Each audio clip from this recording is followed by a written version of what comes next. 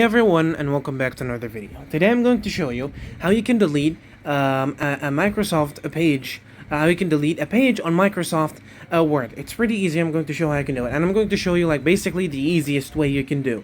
So first of all, you're going to launch up Microsoft. Now, for Microsoft, you're going to launch up whatever document you want to use. Okay, you want to delete in a page. And now, as you can see, I do have a page over here.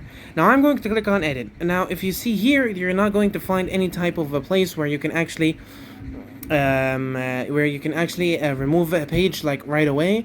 But basically the easiest way, as you can see from insert, there's no option which says delete the page. The easiest way is actually clicking on undo. But let's say you don't have an undo, you're just going to click on the backspace until you delete the page. Okay, so as you can see, I just deleted the page because I had to clicked on backspace. Okay, if I go onto this page and I keep clicking delete, okay, and I keep clicking on delete because that was the first page I was trying to delete. It must be, of course, the second page, and I keep clicking on delete. As you can see, it changed from 2 of 1, 2 of 2 to 1 of 1. So now the page is deleted. As you can see, there's only one page. So yeah, guys, thank you so much for watching. Don't forget to like and subscribe, and I'll see you